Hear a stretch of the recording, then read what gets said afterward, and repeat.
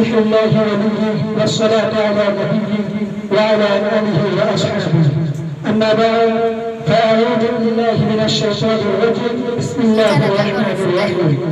إنا نحن نزلنا الذكر وإنا له لحافظون. صدق الله العظيم. All praises due to Allah and mighty Lord, and auspicious writers from the Muttaqis, may preach and praise of Allah be upon His Prophet Muhammad and His family and companions.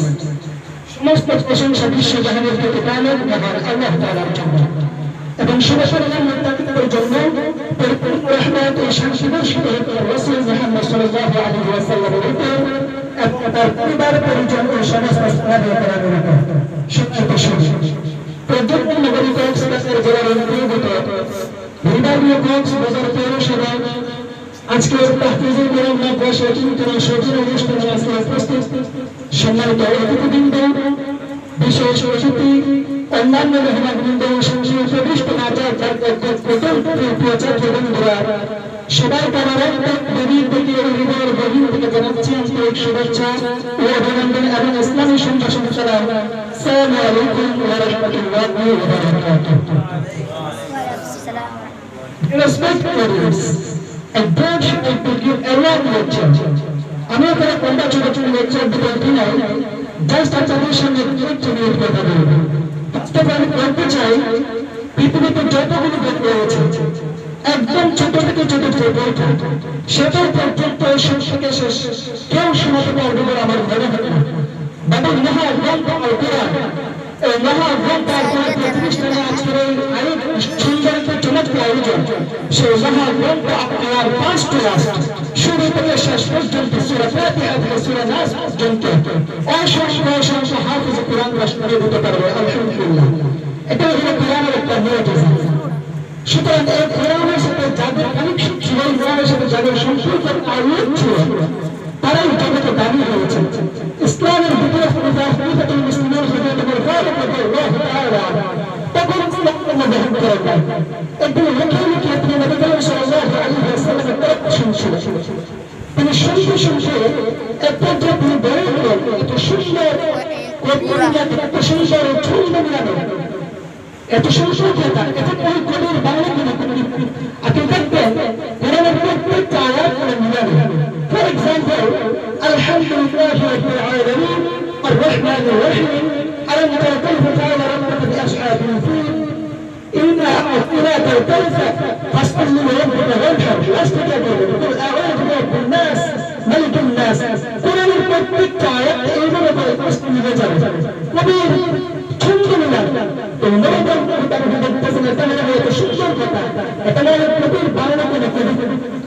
এটা যখন তিনি বলতে লাগলেন, এটা মিলবে নবী করিম সাল্লাল্লাহু আলাইহি ওয়াসাল্লাম যে আয়াতটা তেলাওয়াত করছিলেন সেটা হলো ওয়ামা তাবিউল শাআর। এটা কবির বাংলা কোনো কবিতা নয়, কালিমান মা তুমিনুন।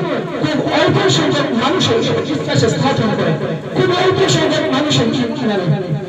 উমর রাদিয়াল্লাহু তাআলা ওয়াস সারপ্রাইজড।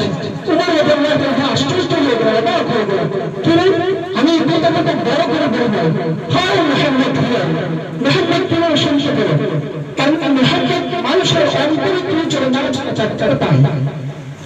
মুহাম্মদ যখন কথা হতে উমর রাদিয়াল্লাহু তাআলা যখন কথা বললেন, উমর রাদিয়াল্লাহু বলতে পারছিলেন যে এটা হলো কবির বাংলা কবিতা। যখন কথা বলতে লাগলেন, আল্লাহ রাসূল সাল্লাল্লাহু আলাইহি ওয়াসাল্লাম তেলাওয়াত করছেন ওয়ামা হুয়া বিকুল্লি শাইইন। এটা কবির বাংলা কোনো কবিতা নয়। এই প্রতিটি যখন উমর রাদিয়াল্লাহু শুনতে পেলেন, তখন উমর রাদিয়াল্লাহু এটা মানুষের উপর কিছু না চলতে পারবে, তার মানে মুহাম্মদ গুনাহ করে গেছে আর এগুলো হলো গুনাহের কোনো কথা। তখন নবী করিম সাল্লাল্লাহু আলাইহি ওয়াসাল্লাম শিখিয়ে দিতেন যে আয়াতটা তেলাওয়াত করছেন সেটা হলো ওয়ালা ইল্লাল্লাহু, এটা গুনাহের কোনো কথা নয়।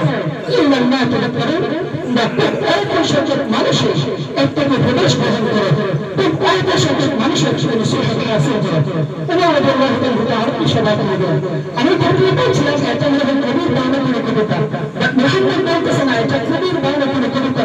কেউ ভাবছিলেন এটা ভয়ঙ্কর কোনো কথা, কিন্তু মুহাম্মদ বলতেছেন না এটা ভয়ঙ্কর কোনো কথা নয়। তো এটা যদি কবির বাংলা কোনো কবিতা না হয়, এটা যদি ভয়ঙ্কর কোনো কথা না হয়, তো এটা কি? তখন নবী করিম সাল্লাল্লাহু আলাইহি ওয়াসাল্লাম সেই মুহূর্তে যে আয়াতটা তেলাওয়াত করছিলেন সেটা হলো তানজিলুল রাব্বিল আলামিন। এটা গোটা বিশ্বের পালনকারী একটা মহান আল্লাহ পাক রব্বুল আলামিনের পক্ষ থেকে নাযিলকৃত করা। সুতরাং সুবহানাল্লাহ কিরকম করে তিনি কোরআনের সাথে কিয়ামত পর্যন্ত থাকবে। যখন নবী করিম সাল্লাল্লাহু আলাইহি ওয়াসাল্লাম মক্কার মধ্যে সঙ্গে কোরআন কোরআনের বাইরে যখন প্রবেশ ছিলেন তখন আবু জাহেল আবু লাহাব বা শারজা ওয়ালিদ ইবনে মুগীরা এই সমস্ত কাফিররা তখন নবী করিম সাল্লাল্লাহু আলাইহি ওয়াসাল্লামকে বলতে চায় আল্লাহর পক্ষ থেকে কোরআন না, এটা মুহাম্মদের বাংলার কিতাব। তখন আল্লাহ রাব্বুল আলামিন তাদেরকে বলেন, আচ্ছা তোমরা যে বলো এটা মুহাম্মদের বাংলা কিতাব, তাহলে তোমরা এর থেকে আরো বড় সাহিত্য, তাহলে এর মধ্যে থেকে তোমরা বানিয়ে দেখো তো। বরং আল্লাহ রাব্বুল আলামিন কিয়ামত পর্যন্ত চ্যালেঞ্জ করলেন, ওয়া ইন কুনতুম ফি রাইবিন মিম্মা নাযালনা আলা আবদিনা ফা'তু বিসূরাতিন মিন মিথলিহি ওয়াদ'উ শুহাদা'akum মিন দুনিল্লাহি ইন কুনতুম সাদিকিন। তোমরা যে বলো মুহাম্মদের বাংলা কিতাব, আমি তোমাদেরকে কিয়ামত পর্যন্ত চ্যালেঞ্জ করলাম, যদি আমি আমার বান্দার প্রতি যে সমস্ত কিছু নাযিল করি এতে যদি তোমরা সন্দেহ পোষণ করো, ওয়া ইন কুনতুম ফি রাইবিন মিম্মা নাযালনা, যদি তোমরা সন্দেহ পোষণ করো আমি জায়গা দিতে ফা'তু বিসূরাতিন মিন মিথলিহি, তাহলে এর মধ্যে তোমরা একটা সূরা আনো, এর মধ্যে একটা সূরা তোমরা বানিয়ে দেখাও।